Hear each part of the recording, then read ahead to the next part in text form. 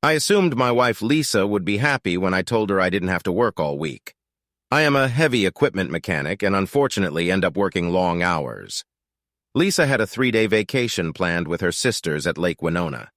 They usually rent cabins and families spend 3 days swimming, hiking, and enjoying a campfire. I had already told my wife that I couldn't come and she seemed to understand. It was the middle of the week. I make good money, especially on overtime. I missed most of these walks, so I was really glad when I could get some rest. Hi, dear. Good news. This time I can join you guys. That's great, Bob. I'm sure the kids will appreciate it and you'll have fun too. If you don't mind, I'll take a sports bike with me. There are a few designated trails there that I'd like to try. I'll only do this if you don't mind. I don't want to create any problems. This is good. There are a lot of mountains in Lake Winona, and you should try them out. Enjoy your life. Lisa prepared dinner while I went to prepare the motorcycle. It wasn't actually an off-road motorcycle. It was a 2-stroke engine that was street legal but could be used off-road if you didn't get too hung up on it. I haven't had many opportunities to use it at home. Dinner was ready about the time I finished. We usually ate together every evening. Lisa and I were married for 12 years. We had 3 children. Tammy was 11, Josh was 8, and Terry was 7. We had a nice little frame house with a big mortgage, and the Connor family was doing great. After dinner was finished, the kids settled down in front of the TV and I took a shower. Lisa was finishing up something on the computer when I stopped by to get my trail maps. I noticed that she quickly deleted something and logged out when I entered the room. I pretended not to notice anything while I was rummaging through the closet. She smiled and left the room, so I quietly pressed the shutdown cancel button. After making sure she was downstairs, I opened her mail. There was nothing in her inbox, and if there was, I was sure she would have deleted it, just in case I looked through the deleted mail. Lisa was a very careful person, especially when it came to her email. I never asked her about this. She usually deleted everything twice. There was never any record of her incoming or outgoing mail. This time, however, she was in a hurry, and I noticed that she deleted the file but did not delete the deleted file itself. Here it is. Plans have changed. Bob will come with us. You can still come, but I'll ask Katie to put you in the last house. We can spend time together because he'll be riding his motorcycle. See you later. LK message sent to D. Thompson at zebra.net. This was not good. Who the hell is D. Thompson, and why did he come to our family meeting? What did Lisa's sister Katie have to do with this? Lisa was washing some clothes that the kids wanted to take with them on an outing, so I pulled her high school yearbook off the shelf. It didn't take me long to find Don Thompson. There was even a photo of Lisa and Don together at prom. I've never been a very smart guy, and I've never been a very suspicious guy. I probably should have been like that. I thought that overall our marriage was going well. I met Lisa about 2 years after she graduated from high school. I was 3 years older than her and had a good job. After we dated for about 6 months, I asked her to marry me and she agreed. Now I was wondering why. If she dated this guy in high school and was still dating him, why the hell did she marry me? I made a good living, although I thought I was never very ambitious. I worked hard for my family. I could care less about myself. I always thought it was worth it for them, but now I wasn't so sure. I never liked children, but I loved my children. I would do anything for them simply because they were mine. I was a very caring father. The weekend promised to be interesting. The children wasted no time and went down to the lake. I ended up unloading everything, including the motorcycle. Lisa's sister Katie was there with her 4 children. The younger sister Cora was divorced and had 3 children. Kathy's husband George did not arrive. It seemed like I would be the odd man out for the weekend, except for the extra guy who was supposed to be in the last cabin. After settling in, I noticed a dark green Durango parked at the last house.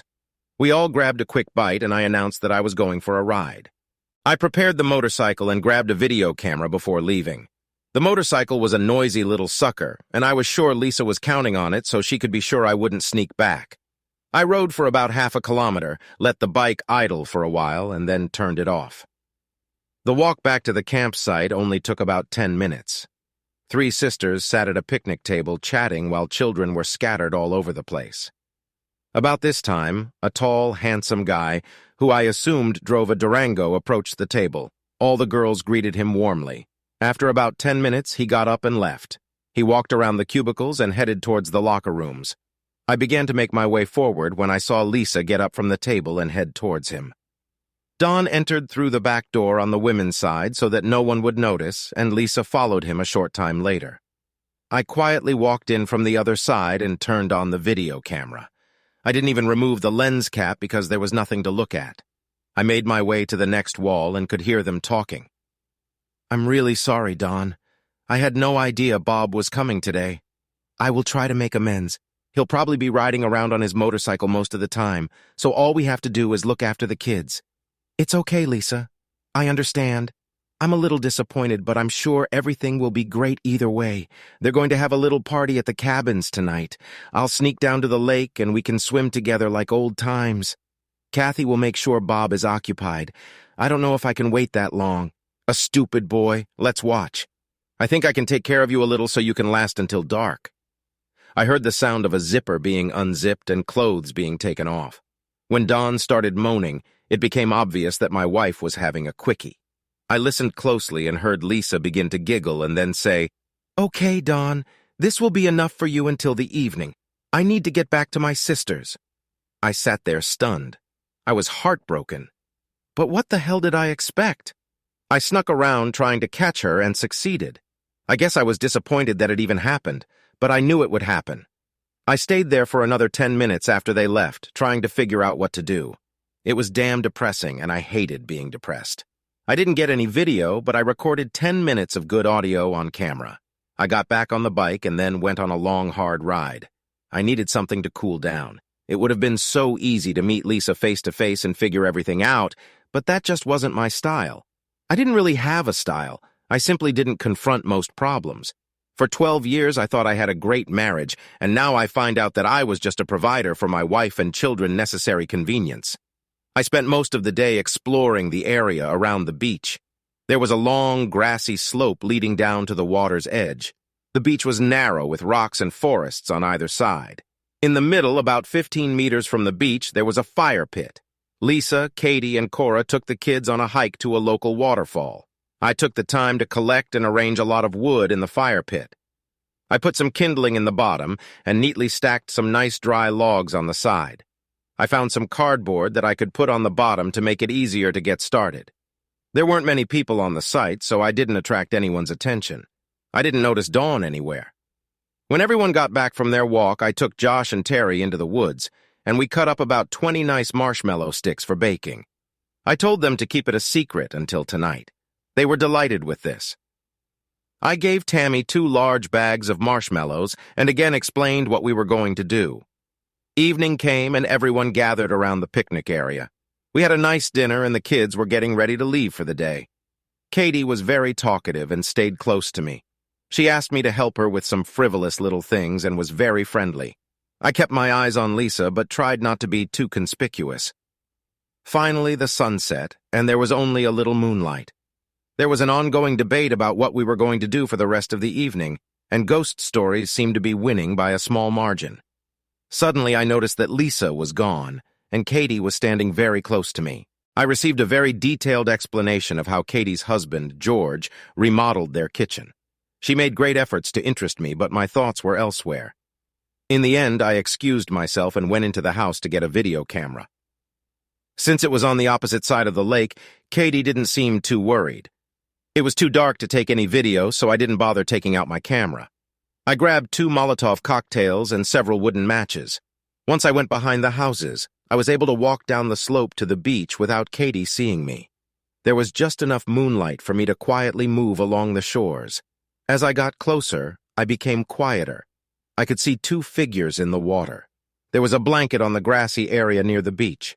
Lisa and Dawn left their clothes and the underwear on the blanket along with 2 towels. I carefully lifted all 4 corners of the blanket and walked over to the fire pit. I poured 1 lighter can onto the wood and then put a blanket on top and added lighter fluid. With a quick movement, I threw the match onto the pile of fuel and jumped back. I was still too slow. I synced my eyebrows and the hair on my arm when the wood pile burst into flames. This served as a signal. Tammy and Josh jumped up and started screaming, "Marshmallow roast!" All to the fire. All the children ran down the slope towards the fire. I looked at the water and saw Lisa.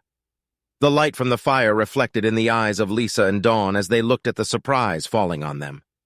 I saw Katie at the top of the hill, and she looked like the world was about to end.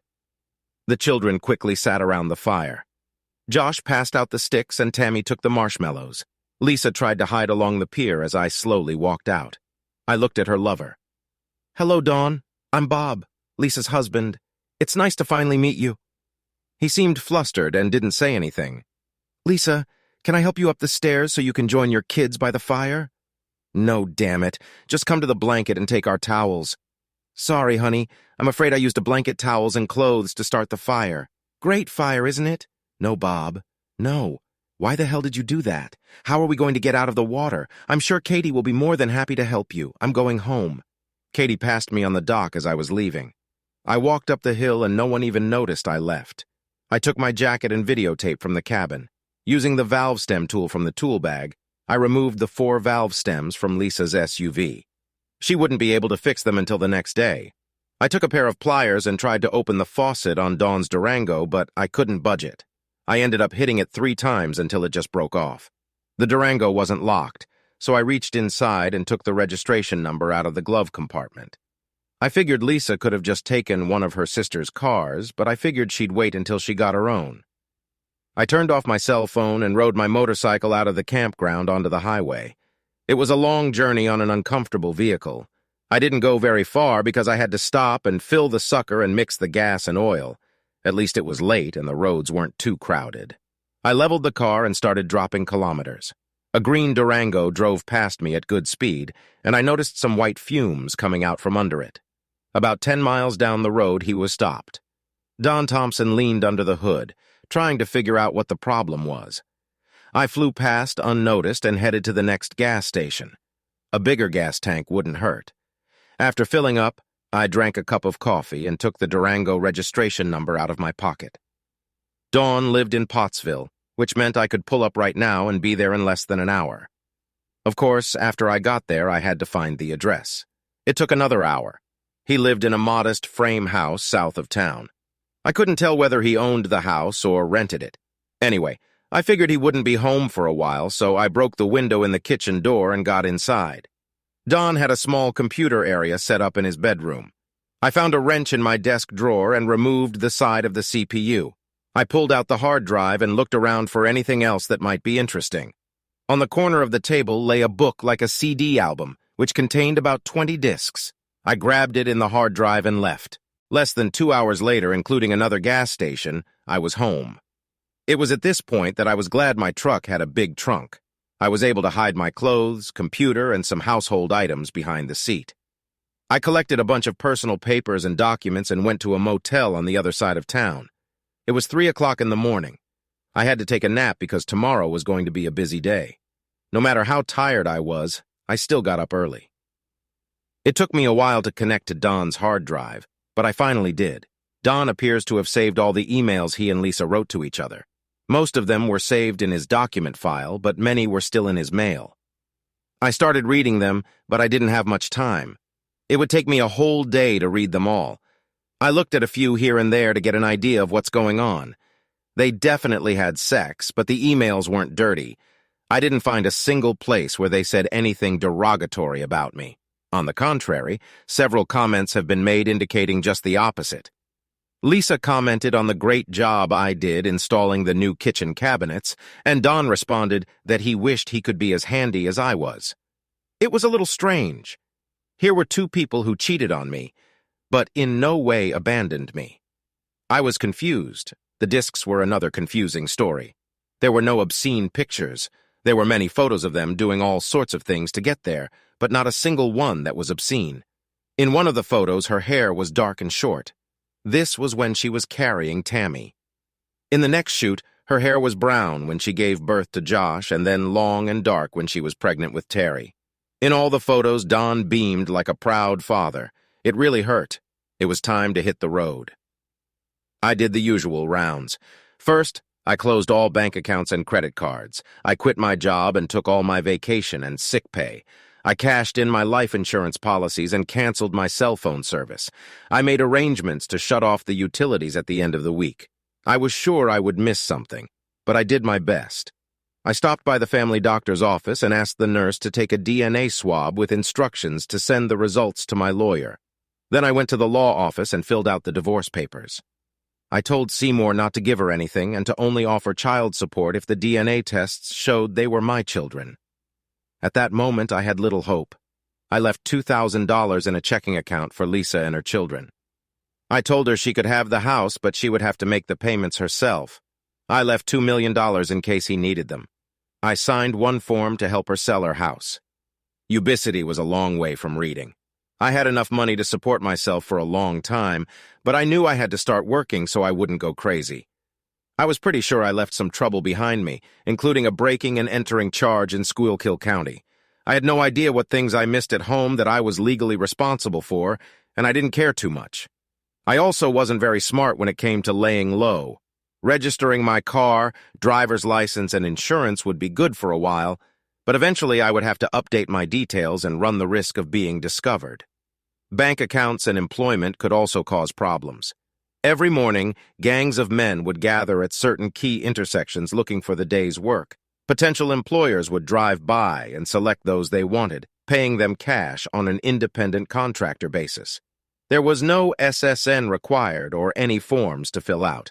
A day of hard work was rewarded with some untraceable cash. I didn't mind the work or the low pay, but I found myself unhappy that I couldn't talk to my work colleagues. I started learning a little Spanish and things got better. As a result, I became a permanent picker for the nut grower foreman suitor.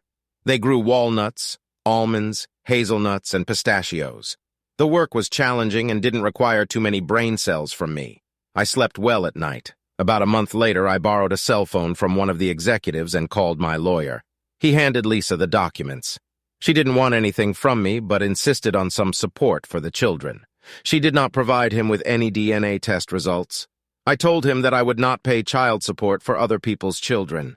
Her parents and sisters helped her with expenses until she was able to find a job. She put the house up for sale. If all goes well, the divorce will be final in 4 months.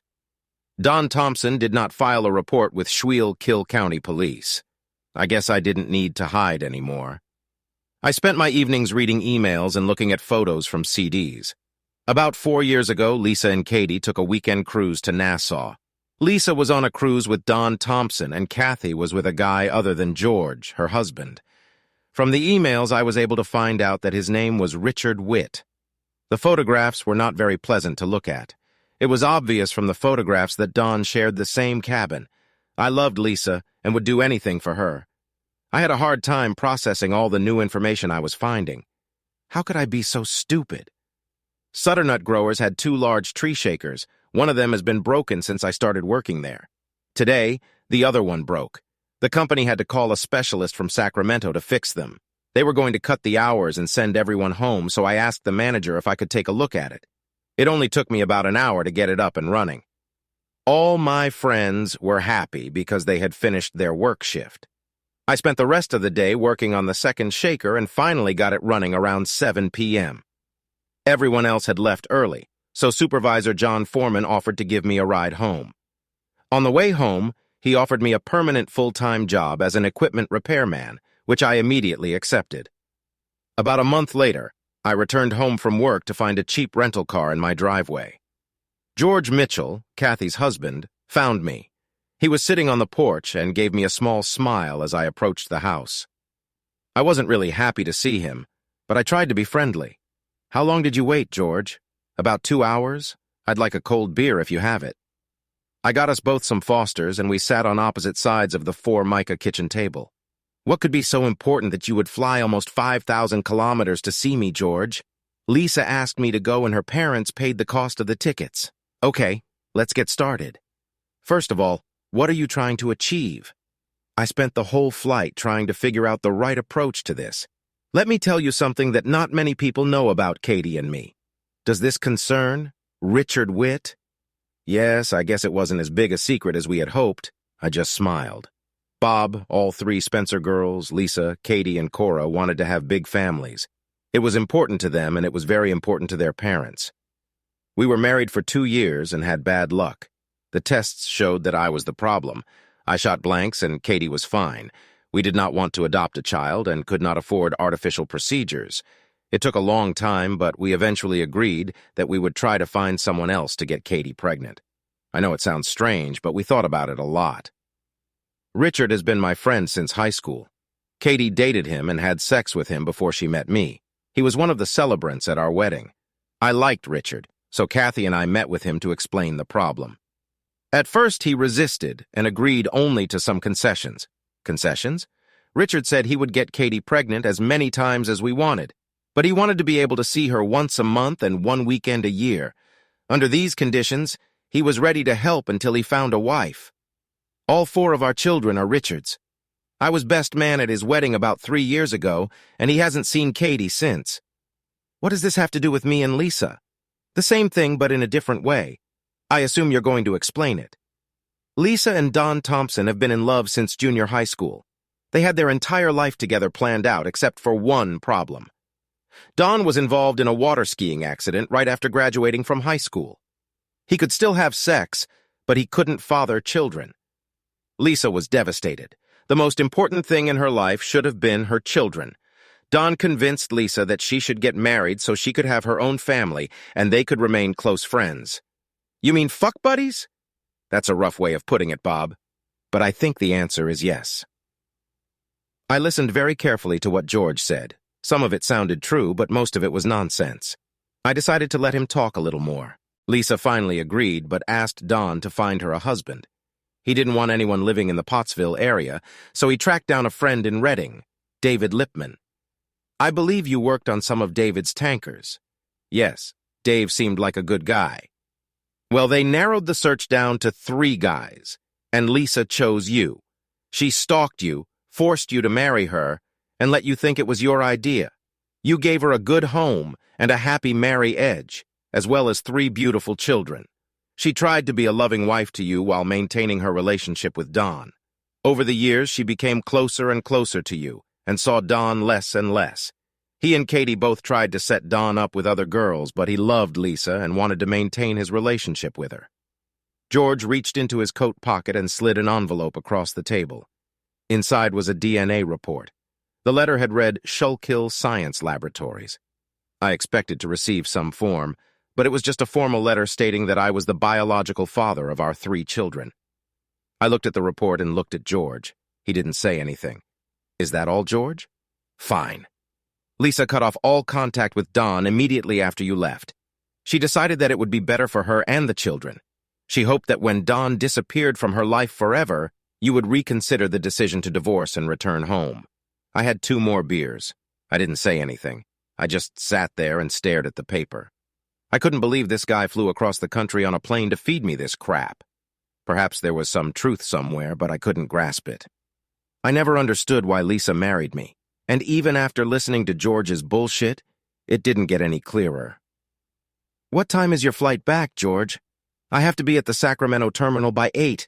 I'll have just enough time to get there and return the rental car. I really appreciate you coming all this way to explain everything to me, George. You could probably do this over the phone, but I think face-to-face communication is more effective. Is there anything you want me to say to Lisa or the kids when I get home? I know she's hoping for some good news. She was really devastated when you left. I can't think about anything right now. Give them my best wishes and tell them I will be thinking about them. I walked George to the car. I could tell he was hoping for a little more of a reaction than he got. It was an interesting story, especially when he started by confessing his relationship with Katie. If everything he said was true, then I might want to reconsider the divorce, but there were too many holes in it. I felt a strong attachment to Lisa. We spent many wonderful years together, and I always considered us a team. Her obvious betrayal broke my heart. I'd like to fix it if I could. I was looking for more information and answers, and I wanted them to explain and improve the situation. I still couldn't believe that George had flown here for a 30-minute conversation. The next day I called my lawyer, Seymour. This is Bob Connor from California. I don't hear from you often, Bob. What do you need? First of all, have you ever received any official DNA paternity test results? Bob, I didn't receive anything. I asked Lisa 3 times, and each time she promised, but I still have nothing. I told her I would pay for the testing, but I don't think it made a difference. Lisa's brother-in-law gave me a letter from the Schuylkill Research Laboratories in Pottsville, which states that I am the father. Did you give them anything from my tests that they could use as a standard? I've never heard of this lab, and I still have your samples here in the office. I never gave them to anyone. Unless they did their own DNA test on your hair or nails, I have no idea what they were testing for. I'll deal with this. Anything else? Do you have anyone who could check on a guy named Don Thompson who lives in Pottsville? I can't help but think that knowing something about him might be important. I understand that the divorce is almost final and I don't want to mess it up, but if I can stop myself from making a mistake, I want to do it. There shouldn't be a problem with that. Do I owe you money? There is still a good buffer in your account. I'll let you know if you come closer. About a week later, Seymour called me and told me that the Squealkill Research Laboratory in Pottsville was a fake DNA laboratory and had been shut down by the government. He also told me that Don Thompson struggled through high school. He wasn't very bright and had trouble holding down a job. He had just been laid off from his last job as a fuel truck driver and was having trouble finding anything else in the Pottsville area. He was reported to be a pleasant man, but simply not very bright. That evening, when I got home from work, Tammy, Josh, and Terry ran up to the truck. They attacked me when I tried to make my way to the porch where their mother was waiting. To what do I owe this pleasure? I felt that the children should be with their father, and since you did not want to return to Pennsylvania, I decided to bring them here. I've already rented a place across the river in Marysville. Why don't I send for pizza, and we can get settled? The children spent the next hour telling me about their travels around the country. During the trip, they hardly stopped, but still saw a lot of new and exciting things. Lisa was quiet and just let the kids talk non-stop. I turned on the TV for them, and they began to slowly relax. Lisa and I cleaned up after a messy dinner. Bob, I'm sorry it turned out this way. I was hoping George could explain it to you, but apparently he didn't do a very good job. The day after you caught Don and I together, I broke up with him. It was stupid of me to stay in the relationship for as long as it did. I had known for several years that our marriage was more important to me than my friendship with Don. We had been together for so long and so close that it was difficult to break those bonds. I'm sorry if this sounds stupid, but I don't know how else to explain it. I haven't seen Don since that day at camp, and I don't plan to see him again.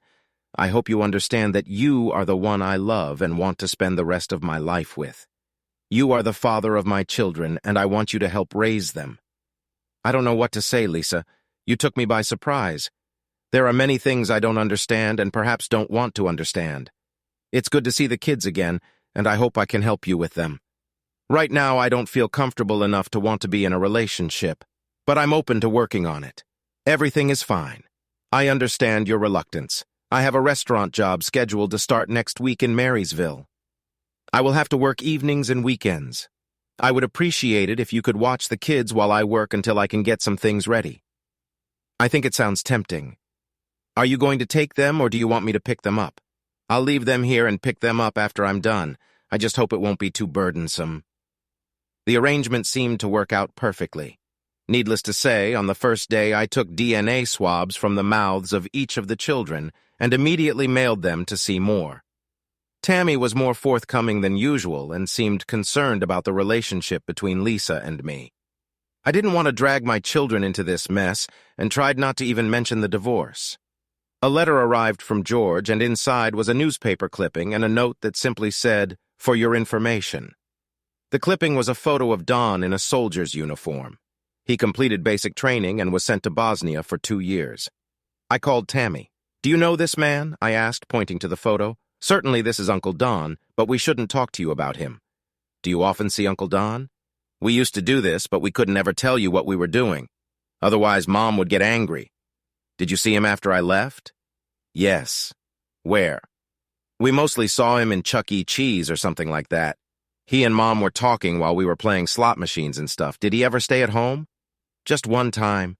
This was a week before we left and the day before he left for the Army."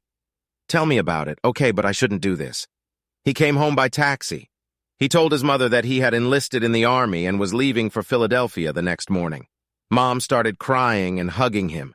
She was talking all sorts of nonsense. Josh, Terry, and I went into the house and watched TV while he and Mom talked. She cried a lot and said things I couldn't understand. We all went to bed and they were still talking. I came downstairs in the middle of the night to get a drink and he wasn't on the couch. The next morning, I looked out the window and saw him getting into a taxi. Mom was still crying. That day, she told us that we were going to California to see you. Don't tell your mom that I told you this. Otherwise, she will be very angry with me. Did your mother cry when I left? No. Everything was starting to fall into place. I don't think the newspaper clipping produced the results George hoped for. I was looking forward to getting back together with Lisa. But now I have doubts. I would have loved to share all the information I had with her and let her explain things. But I couldn't bring myself to do it. I was probably too much of a coward to start a dispute about fidelity with the woman I loved. I had no reason to believe that Tammy had lied to me, but what he told me contradicted what George and Lisa had said. It seemed pretty obvious who was lying. I did what cowards always do. I was sitting in the Seattle airport when my cell phone rang. Dad, this is Tammy. Where are you? I'm at the Seattle airport, honey. When are you going to come back home?